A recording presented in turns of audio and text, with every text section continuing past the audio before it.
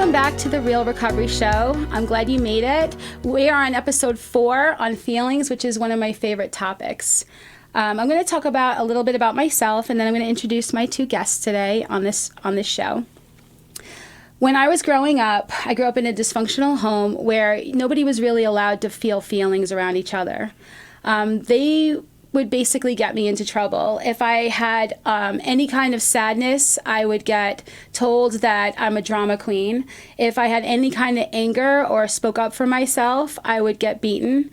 If I was a good girl, and I only had peace and I didn't make too many waves, I got a lot of praise. And so the conditioning of growing up for me and that environment made me from the gate look at feelings from a perspective of good and bad. And I certainly didn't want to feel my bad feelings. I thought that everybody who seemed like they have it all together wouldn't feel these feelings. And I thought my dad would love me if I didn't make him so uncomfortable. And the thing is that when you grow up in a dysfunctional home and you grow up with people who are also not feeling their feelings, they do get really uncomfortable around you if you freely feel yours. And so this is a learned thing to not feel feelings. I also developed for myself a false self, and I had to, because I had to come up with a persona that seemed to be cool and calm and level-headed. And I had developed also simultaneously a lot of shame about being a girl, because from what I understood, or maybe it was a story I made up myself, but my dad wanted a boy or something like that, but he definitely didn't like how emotional I was. And so I got shamed for how much I felt. And I had so much shame just about that alone. But I had things going on in my childhood that were really difficult for me to process. The way that I internalized what was going on with my parents. As I've said on a previous episode, I believe that I was told that my mom wished I was never born. She was also dealing with a lot of depression, and it was difficult for her to stay married to my dad and all that. So what ended up happening is I felt a tremendous amount of shame. I felt unwanted. I felt a tremendous amount of guilt. I felt like I ruined my mother's life, and a lot of fear and insecurity in the process. And I grew up watching what other people did, how they stuffed their feelings, and how they pretended that they were okay. And so I grew up feeling like I wanted to be more like a guy, because I thought that they weren't as hormonal. And I also grew up believing that my goal was to just be able to look like I am calm and confident and have it all together. The trick is, though, that when I was so focused on wanting to seem like I have it all together, is that I would start to stuff my feelings. And by stuffing my feelings, I would end up packing all that back, ignoring how I really felt, pretending and trying to fit in with however I needed to feel like I fit in so that I could feel safe in my own house, safe at school. And the more I stuffed, the more I denied, the worse I ended up feeling when I would explode. And so in my house, the only emotions that you really, really saw a lot of was severe depression and suicidal ideations and rage. I grew up with holes punched in the wall, and sometimes my door would hang off of its hinges. My only safe place being the top shelf of my closet as a little girl. And so I didn't want to create any type of situation where my mom would blame me more for her own misery, or my dad would feel so uncomfortable that he would come and try to shut me up in any way, or where I would get a lot of negative ridicule or be told that I'm too much in any way, shape, or form. And so I had a very isolated, silent childhood, and went up in my head and fantasized a lot.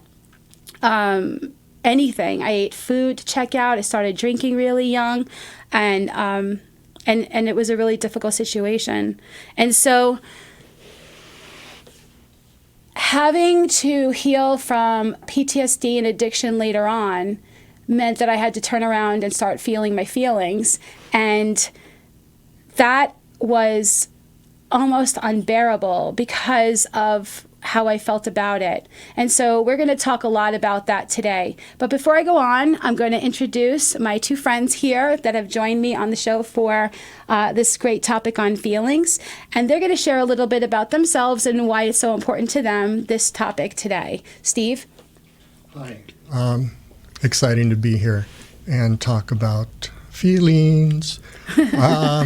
I grew up in kind of an ordinary American baby boomer household, which is ordinarily broken, ordinarily neurotic, I would say, in that there were feelings expressed, the whole gamut. And my dad was a POW in World War II, so he had all kinds of trauma that was never dealt with. And and I was adopted. My biological mother died of polio when I was 2, and my biological father, was addicted to heroin. So he released me to her older sister, my aunt, and my aunt and adopted father and mother were ordinary. In the 50s, most of the men had been in World War II, and war and death is trauma.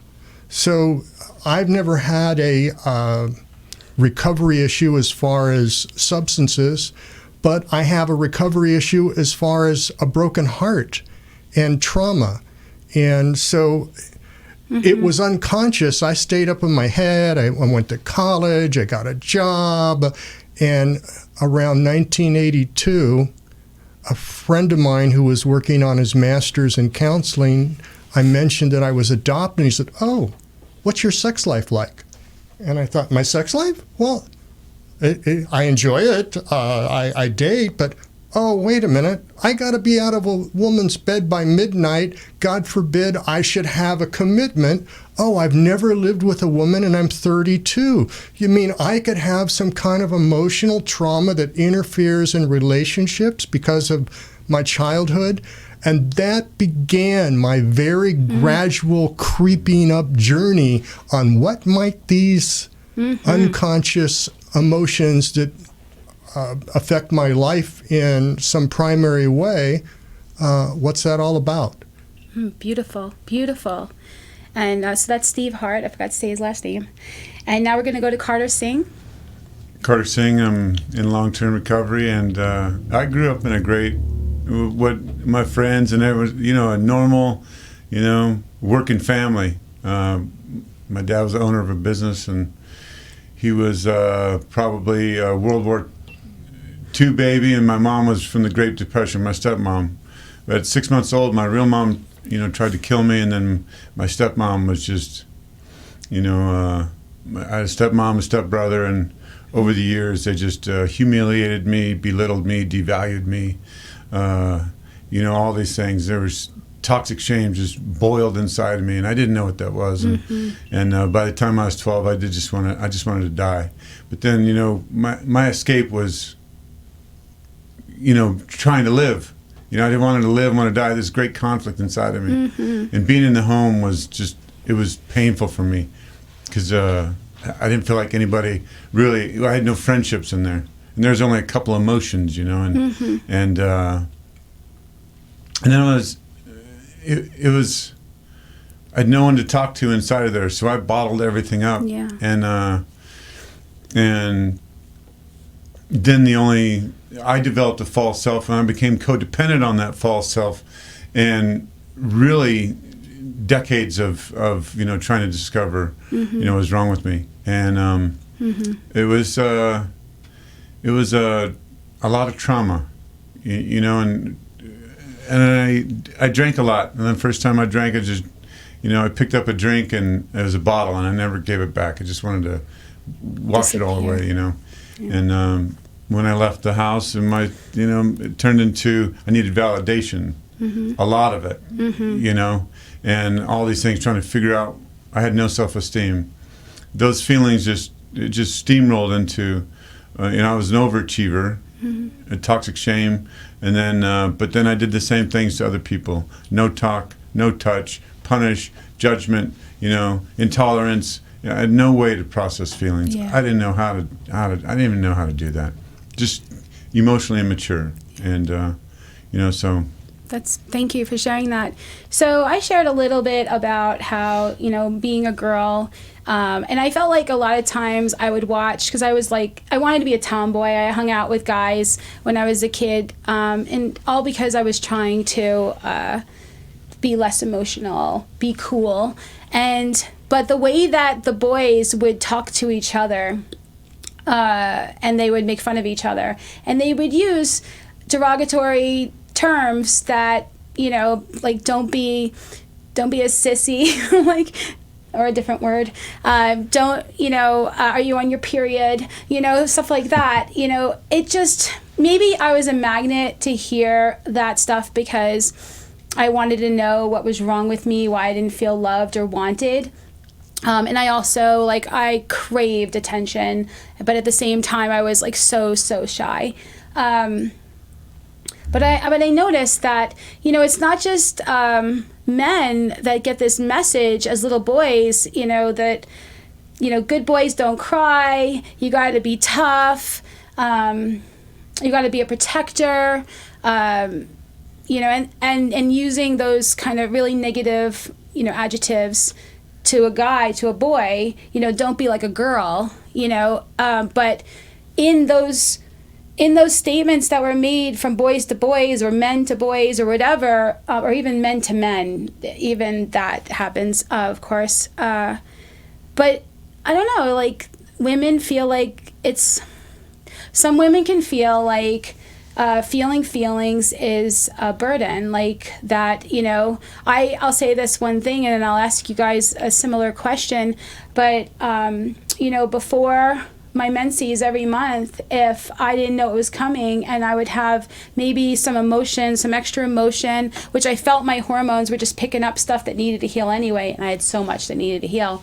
But it would feel like it was aggravated more, and it would be up for me more, and then I would have a fight, or I would talk to a person, and then I would say afterwards, I just got my period. And the shame I would feel, like it's not legitimate feelings, because I got my period. We have these really toxic, shaming ideas in our society, and that's just our society about, and it's so inherent in our thinking that people don't even notice it anymore, that we're trying so hard to control and pretend that, because God forbid anybody sees, us have a feeling, even so much that you see somebody crying and they apologize. Oh, I'm so sorry. You're sorry for crying? You're sorry for feeling a feeling. So do you guys feel like in your upbringing or your experience that whole societal idea about how you need to be tough and you need to not feel a feeling? I mean, you had a father that was military and had a very strong, guarded self, right? Do you guys feel like you were also running that script, that you needed to be a real man? Whichever of you want to say. Well, for men, it's okay to be angry because that's manly. Right. Suck it up and be. To me, we're all. There's this John Wayne, suck it up, pilgrim, and just soldier on. And so you stuff it, things are just buried. And it always seems to me that we're almost universally, we want to be cool, we want to fit in. We learn it in junior high when my hormones turned on and it was excruciating, just wanted to fit in, wanted to be cool. And so I think at that teenage level, for me, you learn how to behave a persona, a public persona that seems the consensus cool. Yeah. And you suppress everything else, and you're just doing what everybody's doing. You're drinking the Kool-Aid of culture. Mm-hmm. Yeah. And did you feel that way too, or? Absolutely. And so much of my feelings were buried, and I didn't know what they were because from early on, I wasn't allowed to share them anyway. If mad was a sin in my house, and talking back or even asking questions. It was just, it wasn't allowed to ask questions or even question a thought, like nothing. Yes, You know, yes. otherwise the belt or something like that. So it boiled out of me, meaning like I didn't know what to do. I was so thoroughly confused about what my emotions were, and other than, you know, my dad was like a John Wayne character, big construction guy, ran a lot of crew. He was like, I used to call him, he's like King Kong or something, you know, God, King Kong. He's just that, and I adored him. But yeah, there's only one emotion, you know, just like get to work. Yeah, for sure. I actually feel like I valued anger more because of that too, because there was so much anger. But it's interesting because so people go in different directions. You'll have the person that's more of an outer emoter, and then you'll have the person that's more of an imploder. And so the people that are necessarily shy because they're afraid to speak, they're afraid to say what's going on with them, they don't want to get too emotional. It's kind of like the person who drinks a couple of sips of alcohol and then leaves it on the table. It's like, oh, I'm starting to get a little emotional. I must stop now. You know, and never tapping past the superficial levels of whatever's going on with them. But it looks like the people who wear their emotions on their skin, who explode, who have the anger outbursts or whatever, that those are the emotional ones, and the ones that are having like frozen feelings, or really, you know, faking it, or not talking and not risking their emotionality being expressed, that those are the ones that have it together. And so that lie is what fueled a lot of my shame and a lot of my motivation to stuff my feelings. Was I wanted to be level-headed and cool. Meanwhile, you get older and you start doing this work and you find out that they're dying on the inside too. Yes. Yeah. And so whether you're imploding or you're exploding, you may not be as obvious, but at the end of the day, all of it's toxic if we're not learning to feel our feelings and change the narrative around it. And so one of the things that's interesting, like I mentioned in the beginning, is this concept of good versus bad feelings. You know, we start becoming feelings addicts, you know, like our inner drugstore. Our inner pharmacy is like, I like a little more happy, a little more joy, throw in a couple of orgasms, and I'm good. But I can't be upset, I can't be angry, I can't be sad, I can't be fearful. So I need to push those thoughts, those feelings away, and I need to just have more of the happy, happy, happy.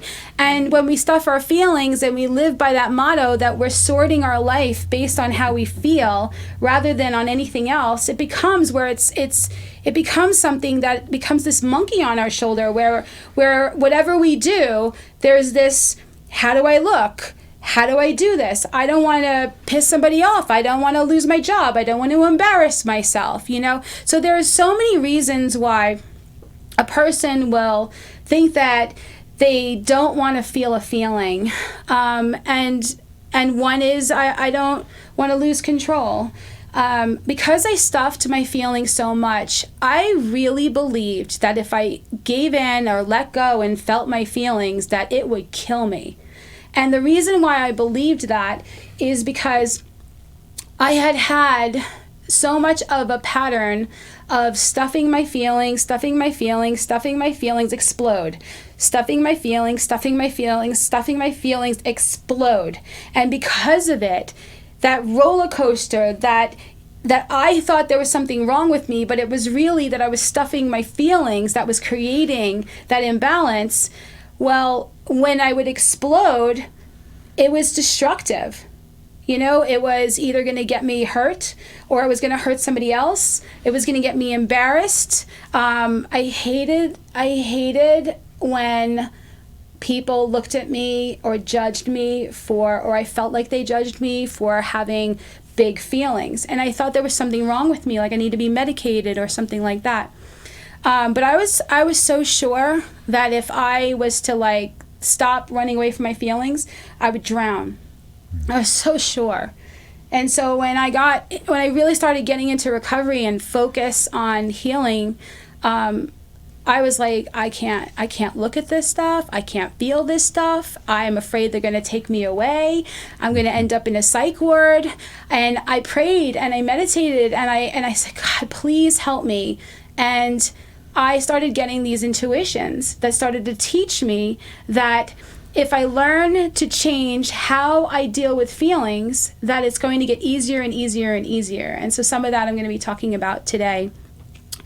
So do you guys want to share a little bit about why you yourself felt like you didn't want to feel your feelings for that whole time? Or do you feel like it was more of you weren't conscious of it? Carter? Yeah. Bradshaw says that our our toxic shame will spontaneously contaminate our life. That was me too. Because all I had was false self feelings, associated with my repertoire of feelings, Right. and then from there I became more and more sensitive. It's just this nightmare really to the humans. It's like the cause of human misery. It certainly was for me. And I was like the class clown, but inside I was just, Right. I wanted to die, and I had to act it out, and then I would blow up, and it just, I look back and I wonder, Yeah. God bless all those people that were in my path, because Right. I was a soup sandwich. It was a hard thing to do, and I didn't know what feelings. I never even got in touch with my true self. I didn't know. I just Yeah. I lost it so fast in life. Yeah. I never knew what I was supposed to feel or not. I was scared all the time. I lived in fear. I lived in fear of 100,000 levels of fear inside my body. It was hard. Yeah. Thank you. So one of the things that I ended up finding out later on, and I don't know why it wasn't more obvious to me. I guess when you're in it, it's like the whole fish in water. What's the water? So when I was a kid, I went to New York Military Academy for a little bit, and I was walking around. They had this march that we had to do every morning, and I was walking around, and I felt like I was like keeling over, and I had to be taken to the doctor. And it turned out like that through part of my childhood, I had a really bad ulcers, like stress ulcers, just like. And I would run and I would have asthma, and I just felt shut down. I wasn't getting enough sleep. And if you don't have enough sleep in your childhood and you're trying to not feel big feelings, good luck with that, because there's nothing like a sleep deprived person to just be extra. And so I was that. But I noticed, and I started becoming more aware of how stuffed emotion can create a myriad of physical illnesses. And the longer that I've been looking at this, the more obvious it's become. Heart disease, stroke, blood pressure issues, diabetes, through food addiction, through self-medicating, heart attacks, etc. And if you have any kind of health issues, they can only make it worse, because you're wearing down your body's ability, your body's immune system, to be able to heal what it needs to heal in your body. And also, when we stuff our feelings, that's energy.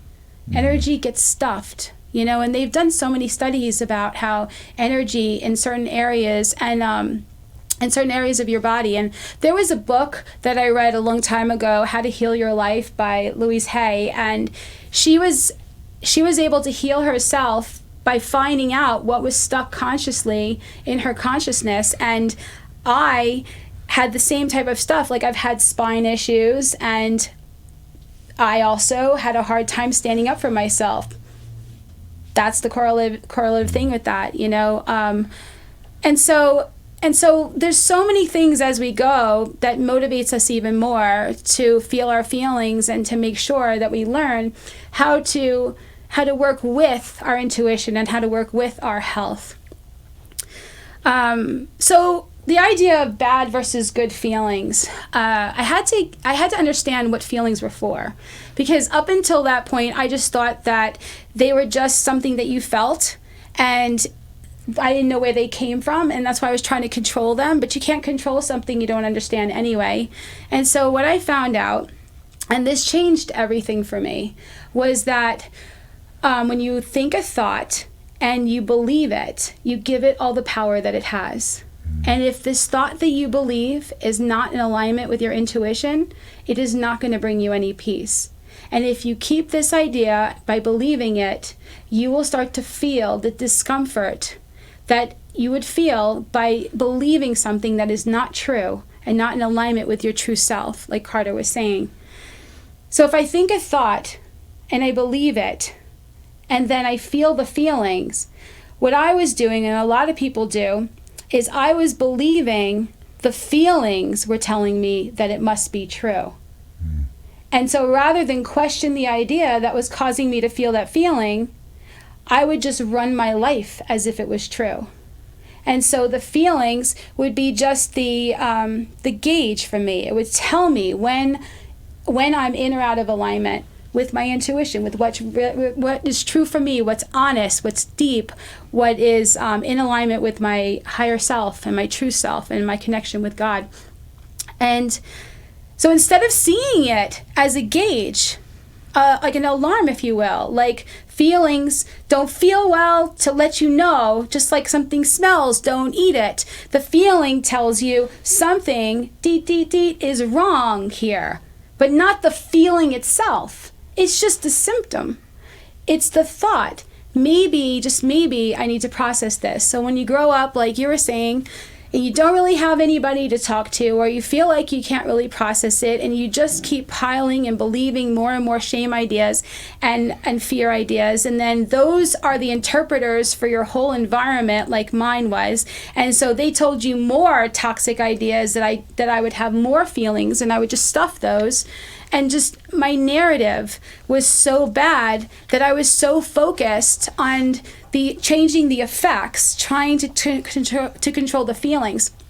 But when I started to learn about that's what really is going on, it's like, man, I started waking up, and I started to feel my feelings without feeding them. I started to allow whatever feeling would come up and find out what was driving the bus and trust the process. And little by little, I would question these ideas that were behind it. Is this really true? Where did I get this idea? Was it a name I was called that I believed? Was it something I interpreted a situation and told myself this? And little by little, I started to, even though I had more to heal, I started to work with my system, with the system of feelings, to heal. And it became less and less of this big bad boogeyman. It became something that I got comfortable being uncomfortable. I started to get excited about the aha on the other side of it. I started feeling more of my life in more color, because now I was allowing myself to feel more, to experience more, to be present more, to be part of it more. And there's an amazing thing that happens when you heal your narrative with emotions, is that you can become truly helpful. Because rather than being somebody that goes around, don't feel, you shouldn't feel that way, don't feel that way, oh my God, don't let them see that, da-da-da-da-da. Now you're like, what's going on? And you want to go deeper. And then when you talk to other people, you're so helpful, because while they want to apologize or stuff their feelings, you want to listen to what's really going on. And there's something so loving and beautiful in feeling heard. Sometimes we can go our entire life and never hear our own stuff and find out what's really going on. But when another person will listen, really truly listen, and not judge, and really listen, it shows us that maybe, just maybe, all we ever did was tell ourselves scary stories and believe it and have fear, or tell ourselves stories that we're threatened and get anger, or tell ourselves stories that we don't have what we need and that we're separate from our source and so we have depression, or tell ourselves stories that we're unlovable and that we don't deserve love and so we have shame. And so we can untell ourselves those stories. But feelings are going to tell you what you're thinking. I'll say this last thing. I think it's interesting. For a while, people would go, well, how do you know what you're really thinking? Like, that stuff's buried in your subconscious. It is not that buried. All you have to do is get an emotion, and you will then narrate it as you're feeling your feeling. Like, well, that person, blah, blah, blah. And go, really? So you're angry about that. So why? What does it remind you of? What's really going on? What are you telling yourself you need to be okay? And by doing that work, it becomes this journey that everybody has, but everybody's walk is a little bit different. But everybody has the same feelings, and everybody, there is no original thought. This whatever I thought, no matter how toxic, no matter how bad it was, there was a myriad of other people who felt the same way, who thought the same thoughts. And so that's it. A thought becomes a belief. And a belief becomes a feeling, and if it's kept, we project it out, we have an experience. That whole setup interprets our experience. We believe that feelings are facts. They are not. They are just the effect, they're just the gauge, but we believe that it must be true, especially when we're angry. Especially when we're angry, because, man, we're self-righteous when we're angry. Mm-hmm. And so that'll just be like, yeah, that's it, that's true, that person is a you-know-what. And then that'll just reinforce the same ideas. But when we're willing to forgive, when we're willing to question, when we're willing to heal and feel the energy, feel the feelings, and let it just come out on its own, amazing things start to happen where we start to heal and get better. But basically, the best part for me is not thinking of any kind of feelings as being the big bad boogeyman. I don't want to live in anger. I don't want the effects of all of that. But it motivates me. I don't have shame about it when I get angry. And I mean when I get angry. So when I get angry, I have to say, okay, what's going on with me? Do you guys have anything you want to add to that? Or? Yeah. Well, for me, I found that emotions are different than my thoughts. I have emotions, I have thoughts, I have physical sensations. And my thoughts, 2 and 2 is 4, that's like a little 1.5 volt battery that I'd put in a little fake doll. I'd stick in a little 1.5 volt battery, and that little doll will move its hands or do something. But emotions are like 110 or 220 volts. There's a lot more energy, rage, terror, sadness, heartbreak. There are these huge, like Niagara Falls of energy of the heart and the blood pulsing, and so for me, and I think for a lot of people, we grow up with a lot of traumatic emotions that we just have to stuff and bury and lock them up like a submarine, little watertight doors in order to function. And we're walking around emotionally constipated cripples trying to lead our life in a healthy, productive way. And Pandora's box, if we open up one of those things, we may have to go into seclusion. We may need to be hospitalized. And so for me, my emotions, when I didn't have a clue until I was 32. And I went to my first counseling session, and I fell out of the chair because someone was really looking at this hidden real self. And that self has been hiding my whole first 32 years. And what I noticed when I went to an encounter group where for 3 days everybody has a therapist and he's working with people individually, I'd see other people that were frozen like plates of uptightness in their face, and they'd open up. And after they'd cry or express their anger, there was a softness and there was a fullness of life. And inside, there's a part of me that's still terrified. I'm not going to share it. I'm not ready in my first group. But a part of me went, I want that. I want to get to the point. So I'm still doing that. I go to therapy at least twice a month, and I find there is, it's challenging to trust and open up to something I've hid all my life. Right. And the deepest ones are the most challenging, but what's been working is patience and gentleness. It's somehow the whole thing of roughness and lack of acceptance when I give myself gentleness and support from therapists, but from my own inner critic to just go, okay, you can feel this. You're not a sissy to feel this. You're actually doing growth work. And you can stop here. If you've had enough, you can stop. You don't have to fix it this instant, that you can be a work in progress. And that kind of understanding has allowed me to continue the journey that for me is probably going to be a lifelong journey. Because if I'm not working on my own past trauma, I'm working on trauma of my loved ones in my culture. There's always something that's traumatic that you could go, oh, it's heartbreaking. You watch the news, it's heartbreaking. So it's almost like learning how to use tools for emotional hygiene that our culture hasn't really full. The services are there, but they're not culturally well known and accepted yet. Exactly. And so when we come back from our break, we are going to share with you tools that have worked for us. And remember, the opinions expressed here are strictly those of the people who gave them and do not represent any 12-step program or should replace your own intuition or professional medical advice.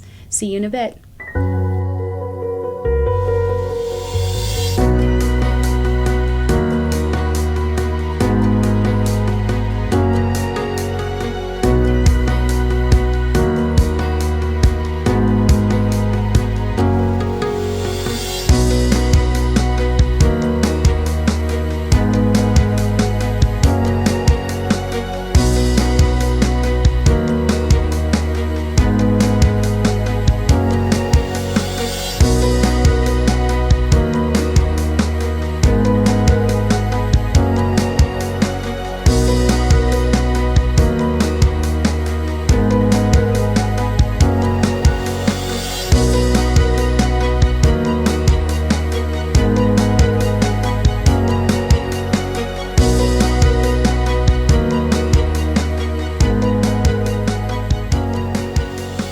Welcome back, and remember you can watch us on Facebook, YouTube, and on Amazon Fire TV, and you can listen to us on the PHLV radio app or get our podcast on Apple Podcasts, Spotify, and iHeartRadio. And if none of that means anything to you, then just go to themeetingspace.com and click on The Real Recovery Show, where you can see episodes every week posted. And so before the break, we were talking about big feelings and exploding and stuffing your feelings. And we were talking about how sometimes people can have maybe only one or two feelings that they even recognize in themselves that they're expressing.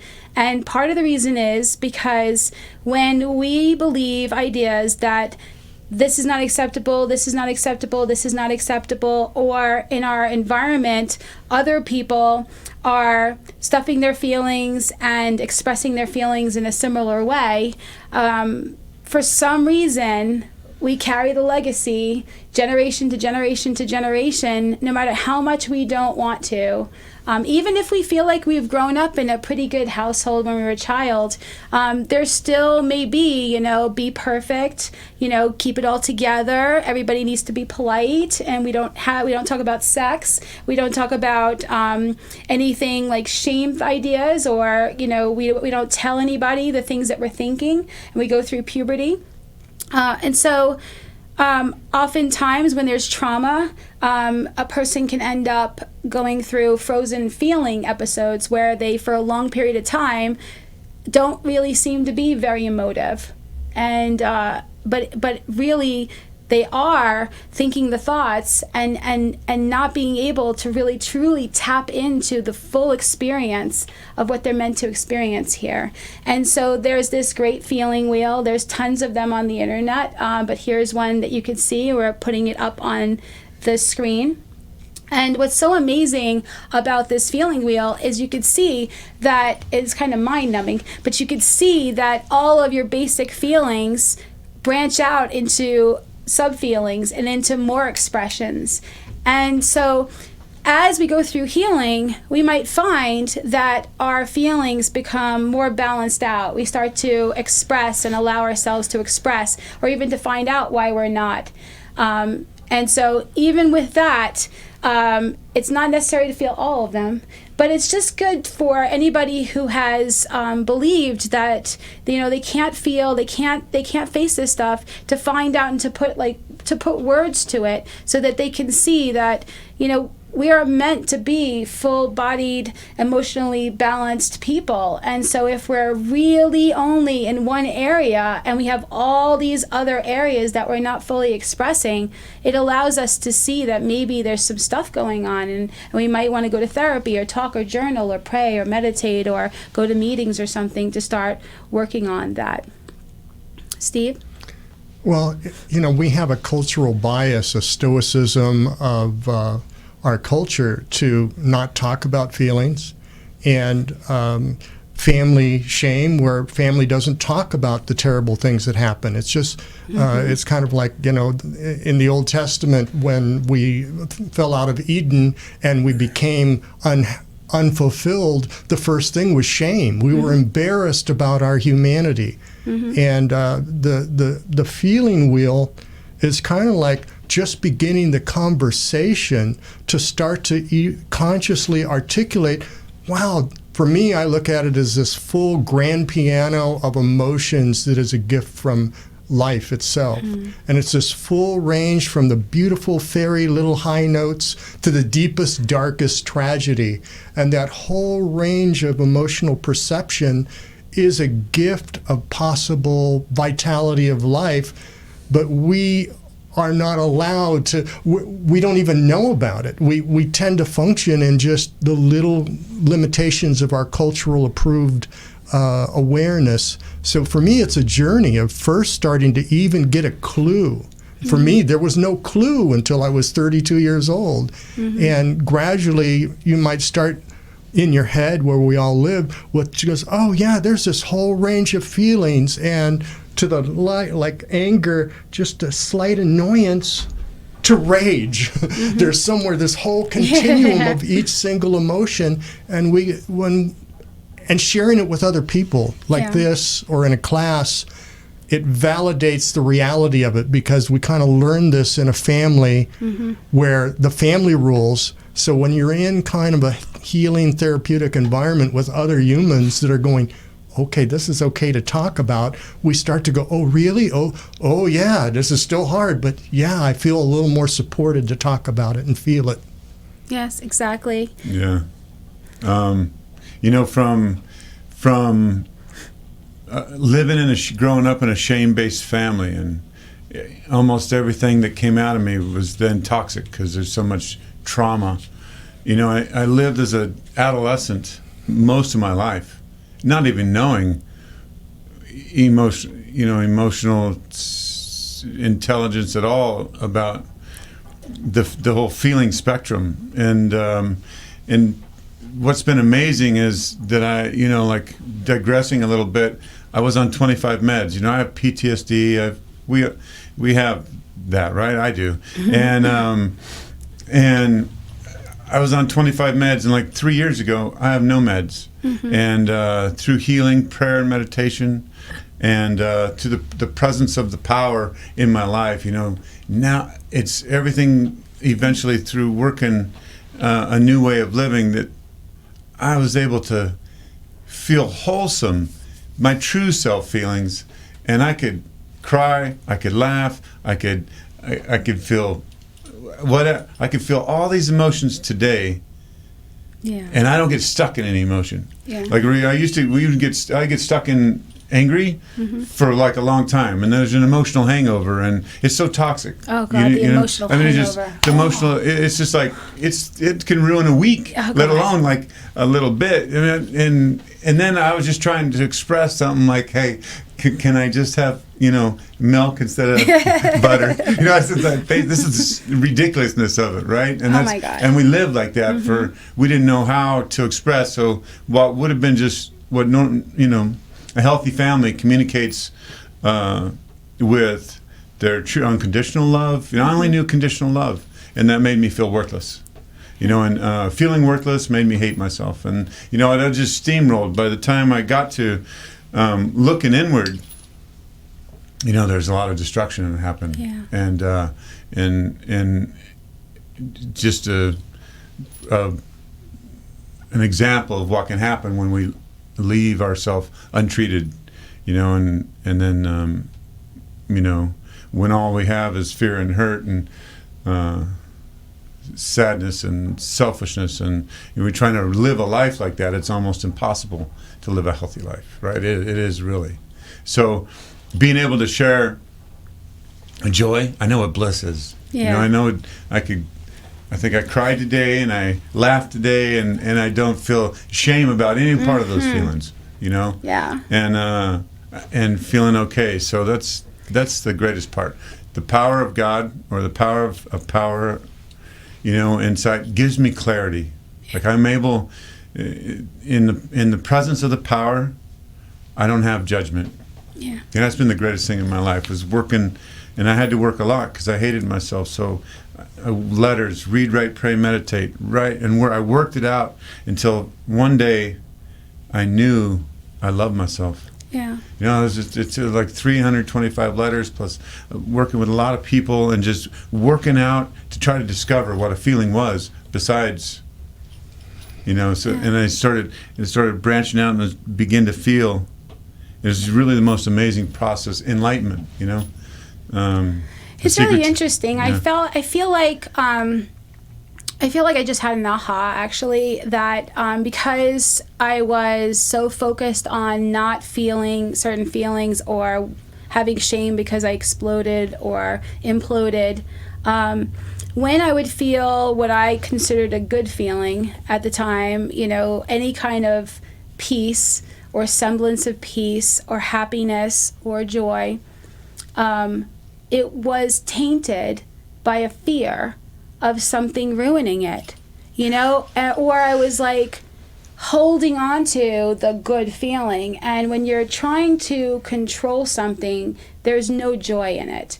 There's just control and obsession and fear and waiting for the other shoe to fall and suspicion of other people and fear and a mistrust, you know, in ourselves, and not really truly able to know what our intuition is, because we're just so focused on the feeling. We're just so focused on the experience that we're having, and we're trying to control it without actually realizing that even when we are excited, we could really be saying, oh my God, I can't believe that that's going to happen because I have this buried toxic shame tape that doesn't believe I deserve that. Or, oh my God, you know, I love you. Don't leave me. You're the one. And really, it's masking fears of abandonment and true terrifying PTSD, you know, and attachments, you know, to something that I decide is good because it gives me a good feeling because I voted for it. And then I have the good feeling, and now I'm like Smeagol in the Lord of the Rings, where you just can't take away my precious, like must have the precious, you know? And so what happens is I have an attachment, right? I have an expectation. I believe that this is my good. It becomes its own little demigod, and somebody comes and seems to threaten my good. And I will lose my mind. I will be destructive. And then I will be self-destructive. I will turn on myself. I will have shame about the feeling. I will have shame that I couldn't control myself. I will have shame about what I must have looked like. I will think that everybody is judging me because I'm judging myself.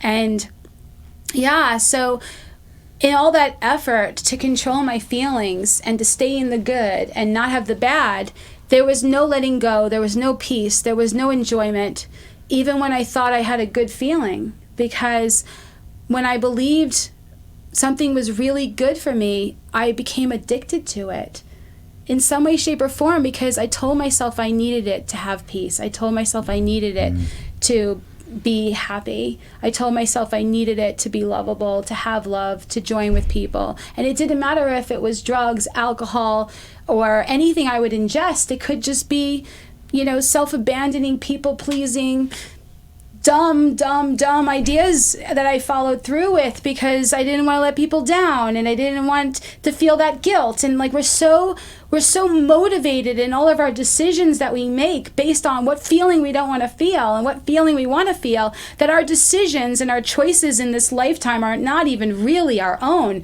Like we're not even conscious. We're just walking around reacting to our own buried shame and ideas about self and who we think we're supposed to be in this world that we think we live in, and how we judge everybody else based on the same ideas, and we get angry about things that people are doing to us when they're not even doing anything to us. We're just taking it personally because we have decided that that's going to make us happy if they act this way and they're not acting this way.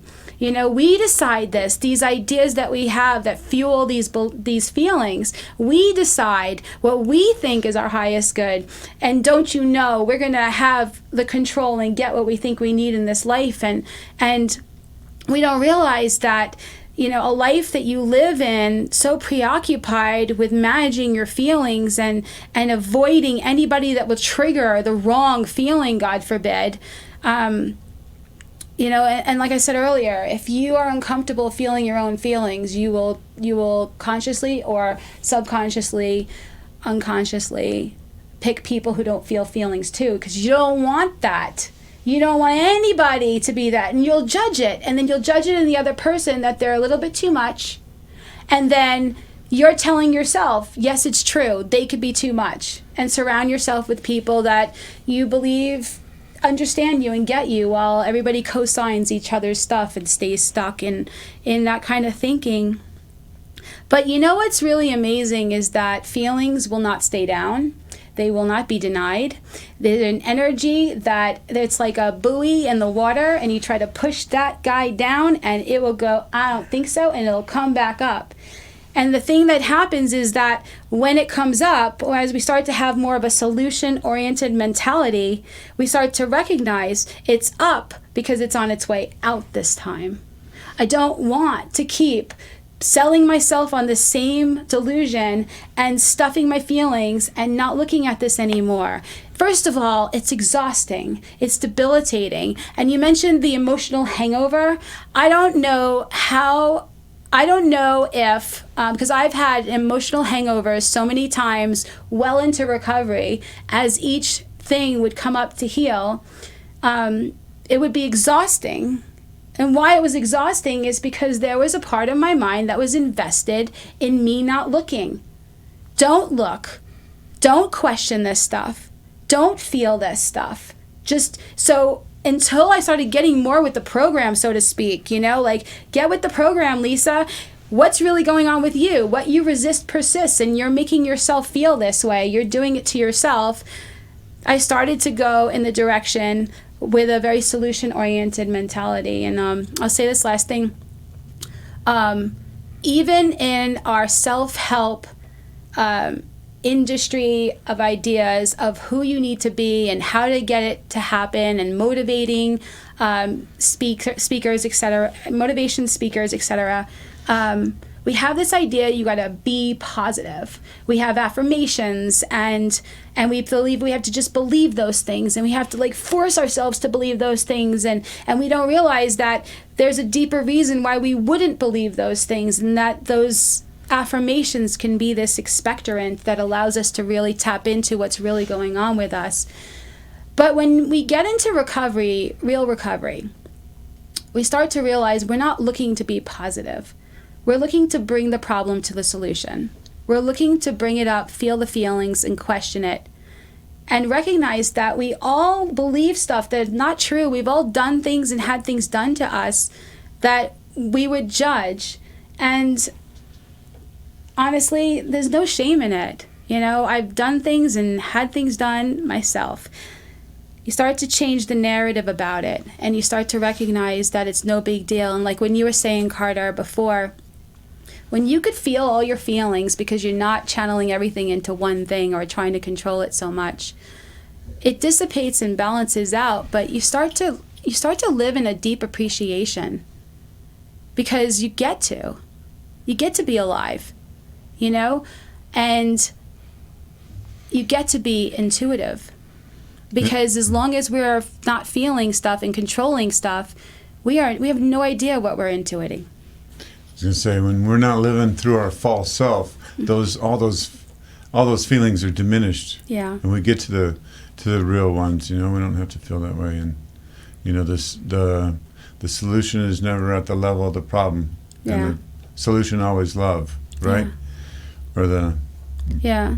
I think that we do ourselves a disservice as well when we're in long-term recovery, where we think that we should have it all together by now. We start shaming ourselves all over again, you know, that nobody, like, we should be, don't you know who I think I am? Like, we should be all the healed and all the whatever and done. And to see it, like Steve was saying earlier, where it's this lifelong journey where we get to, like, uncover and discard all the things that are blocking us to the awareness of our true self.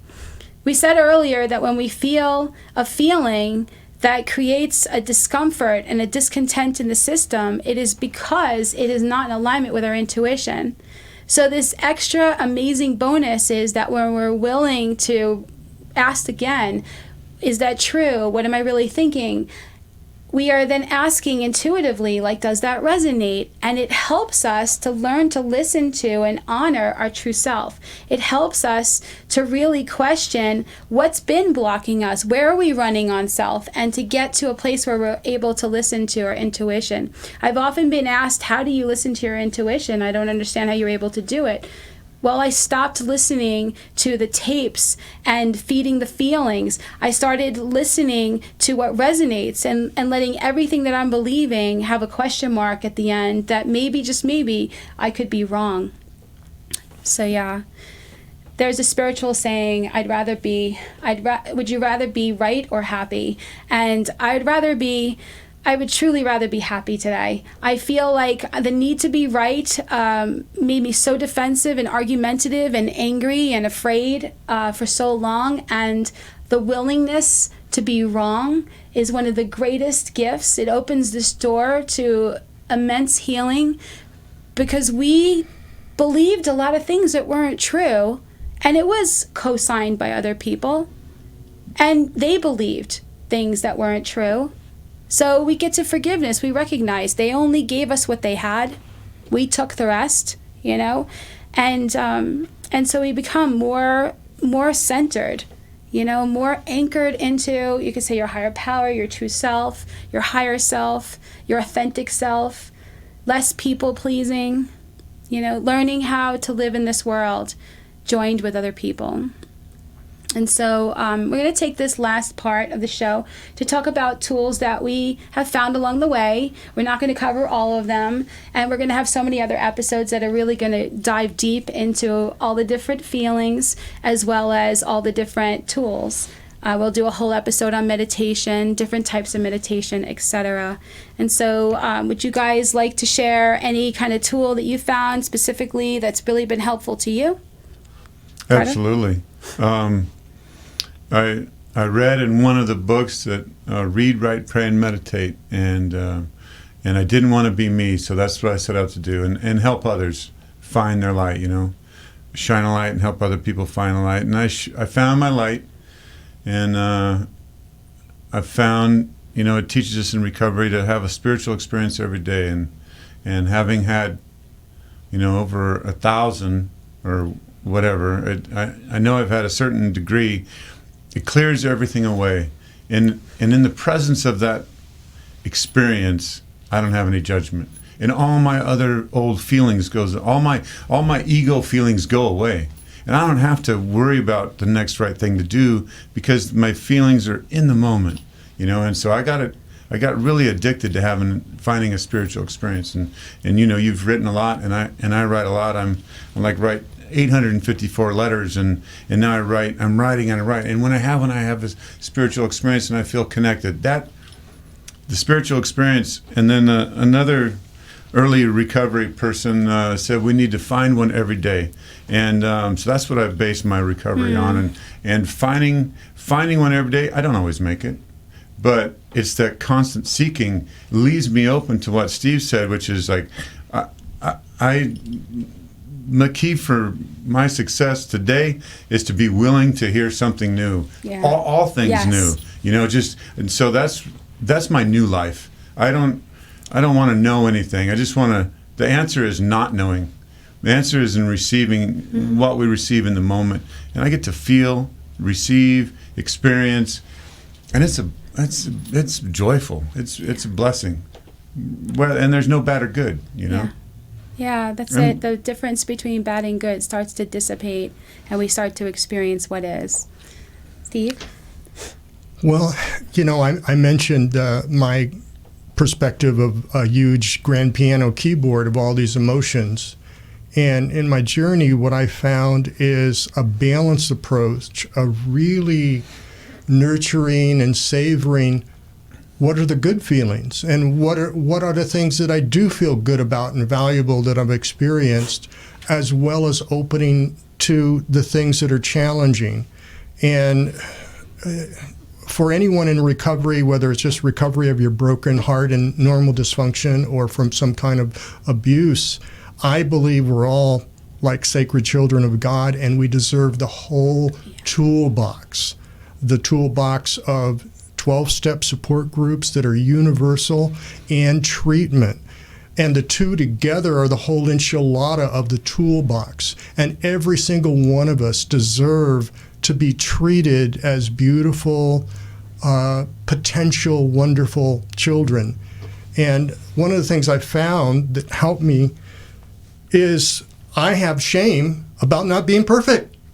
Get surprise. And I think we start out having shame about everything that isn't totally fulfilled and wonderful, because we see the movie stars and people that have the beautiful life, and we make up this idealized what it is to be a human being. And part of that shame stops us from even utilizing the tools. Oh, I'm admitting to being broken if I go to 12-step. Oh, I'm admitting to being crazy if I get into treatment. And all I can say is, when I would get into my emotions, like I said, it's like 200 volts, and my cognitive trying to figure it out is 1.5 volts. My powerful emotions fry my ability to cognize and sort. But when I'm with a therapist, they're like an auxiliary brain or a mirror that, you use a mirror to shave or to get your sideburns even because you can't see yourself. So that support of an extra person, whether it's an individual therapy or group therapy, gives me a support to be more vulnerable so I can go deeper into my stuff. Because by myself, if I go deep enough, forget about being intelligent, because there's so much voltage from the emotions, it scrambles clarity. Maybe later after I wake up from being overwhelmed, but I would advise that ideally we could get a skillful support where we're less overwhelmed, and it's a more gradual, tender, loving journey of being curious and loving about our pain, and gradually, in a titrated way, healing. Thank you. You guys mentioned some really important things, and one of them is journaling, which I want to talk about. I used to journal in a very toxic way. I would write down all the things that I wish was different than it was, and I would complain, and I would talk at God, and I would just talk at the world, and I would get it out, and I would get relief because I would get all that emotion out and all that toxic stuff out. But then that stuff would get reinvested in because I'm believing that and I'm writing it out, and I would end up feeling that stuff all over again. Triggered another person, right? The same person, different face, same situation, different place, and I would just keep having the same thing. And one time, I had somebody that I was mentoring, and she was really struggling because she was journaling, but she was feeling like more suicidal. And so she said, "Can we meet?" And so we met at a Starbucks, and she's like, "I really want to read my journal to you." So I said, "Okay." So I sat there, and as she's reading her journal, I stop her after maybe a page and a half, and I said, "I would want to kill myself too." That is just so focused on just strengthening and re-emphasizing the thoughts as being true. And she said, well, what do you do differently? I don't understand. And I had learned how to do a different way of journaling. And so I told her, and it made all the difference. And what it is that before I write, I pray first. I said, I would like clarity. I would like to know what the truth is about whatever I'm feeling and whatever's going on. And then I would start writing, and I would write the feeling I had and the belief as I had it, unedited. But as I'm writing, I'm starting to realize, without even finishing a sentence, that's actually not true. And go, you know what, this is actually true. And I start writing, and it would be this purification, this cleansing process that's taking the dark and bringing it to the light. That's taking the lies that I'm telling myself and allowing myself to own it, to say it, to put it out there, but I'm not keeping it. I had to get to a place where I shifted from the idea of good and bad feelings to in alignment feelings, or feelings that are showing me that something's out of alignment. When I saw that, then the whole gig was not about trying to interact with the world as somebody who has it all together. It was now more of an intrapersonal experience that led me to know more and more where I need to question some of my thinking and where I need to revisit it. And so writing and getting clarity that way was so good. And then I could be a pretty compulsive person. So at the time, what I ended up doing was I would then take all the nuggets, the ahas that I had, and copy them into another book. And that's what I would end up reading. It was quite amazing that, when we write all of the negative stuff and then we keep the journal and then we go back and we read it, it's like it feeds the toxic thinking. It feeds the negative emotionality. So there has to be a higher purpose of healing in it. Steve talked about talking to somebody, and who I talk to, even to this day, when I have something to process, is extremely important that I am selective about this. I have to ask my intuition. I have to see, does this resonate? Does this feel right? Because if the person is somebody who is going to judge what I'm saying, what they're going to do is co-sign the stuff that I'm trying to heal. If they don't understand what I'm trying to do, that I'm trying to heal, they'll give me the same, oh, you shouldn't feel that way, or oh my God, I'm so sorry, I feel so bad for you, or oh my God, did he really do that? You should tell him right away you don't ever want to talk to him again. And they're projecting their own unhealed stuff onto it, and it becomes this, what'd you call it earlier, toxic soup or something? Something soup. It just becomes Soup a sandwich. mess. Soup sandwich. Yeah. It becomes a mess, and instead of actually getting clarity, it feels worse. If you talk to somebody and you feel like they're misunderstanding you, they don't understand the purpose of what you're trying to do, they're adding to the energy of it, they're adding to the toxicity of it, don't talk to them about it. Find somebody else that can be detached with a healthy focus, who knows how to hold space, like Steve was saying, who can be trusted, who you feel safe talking to process. Because at the end of the day, what you're really trying to do is not take on other people's ideas of how you should think or feel. You're trying to get to what you really feel on a deep level and think really, truly. And so I can't emphasize that enough, and so if you're only going to a family member to talk about all your stuff, I'm not going to tell you what to do. I'm just going to say, can you please have an open mind, that maybe you don't want to go and try to get clean in a mud bath, that maybe, just maybe, you want to be able to talk to somebody that's not going to be affected personally by what it is that you're trying to work out, and not also have a prejudice of who they think you are and what you think you need, and project onto you. And so mindfulness, being present, meditation, learning to read intuitively, go to a store and just feel around the store, a bookstore, maybe even the recovery store, and just feel what book really resonates to open up to. Close your eyes and take the book and just open up to what feels like a yes and read the page with an open mind. When we learn to get out of the headspace that we chronically live in and the avoidance of feelings, and we go deeper and put our focus on being tapped in and intuitive, we start to know the next right thing. We start to live, like Carter was saying, on a need-to-know basis. And life becomes easier. We don't live in the future and afraid of what's going to happen or looking forward to what's happening, and we're not running from the past or wishing we were back in the past, and we're not comparing our insides to other people's outsides, whether it's on TV, like Steve was saying, or I think you were saying, or anyway, he said it now through me, or just comparing ourselves to this story that we made up of who we think we're supposed to be safe and okay in this world. You know, God, when life gets simpler, when we start to realize it's really not that complicated if we can allow ourselves to be tapped in and paying attention when we're in alignment or not, when we're not present. When I get a feeling that feels conflictual, I feel challenged by it, like Steve said, when I feel challenged, that's really the narrative, right? When I feel challenged, it's because I'm in a situation that my past now wants to tell me how to handle. And I'm seeing it partly from maybe some PTSD, some programming of who I need to be.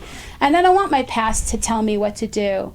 I want to break all the rules and question all the programming so I can be freer and freer and freer. And, you know, like, I feel so much freer than I've ever felt.